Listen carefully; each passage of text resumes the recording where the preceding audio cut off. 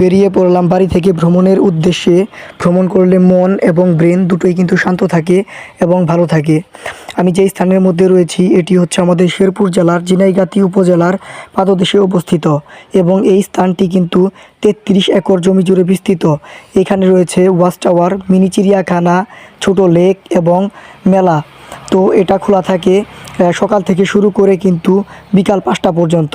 সন্ধ্যার পর থেকে কিন্তু এইখানে বড় রিস্কি হয়ে যায়, যেহেতু এখানে পাহাড়ি অঞ্চলে ঘেরা জঙ্গল এবং গারদের আবাস এখানে রয়েছে।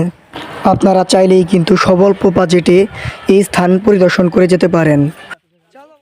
এই স্থানটির নাম হলো গজনী অবকাশ। সামনের দিকে চলে যাচ্ছি, এই সামনের দিকে দেখি রাস্তা আছে কিনা। রাস্তা এদিক দিয়ে আমরা যাব, সোজা একদম যাওয়ার পর একদিকে একদম রাউন্ড দিয়ে ওই দিক দিয়ে রাস্তা খুঁজে বের করবো, বের করে স্পটের ভিতরে ঢুকবো। আর আমাদের এই গজনী অবকাশের মধ্যে প্রাকৃতিক দৃশ্য, পাহাড় পর্বত। হাঁটতে হাঁটতে সামনের দিকে দেখি একটি ফলের গাছ। তো সেই ফলের গাছ থেকে কিন্তু আমরা একটি দুইটি ফল পেড়ে খেলাম এবং সেই ফল কিন্তু আসলে অনেক মিষ্টি ছিল। তো এই ফলের নাম ছিল দোয়ে।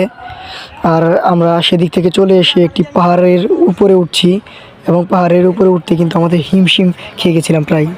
লাস্ট পর্যায়ে এসে দেখি পাহাড়ের নিচে একটি ঝর্ণা। তো সেই ঝর্ণার মধ্যে আমরা সবাই মিলে গোসল করলাম। আমরা গোসল করব, দেখতে পাচ্ছেন আপনারা।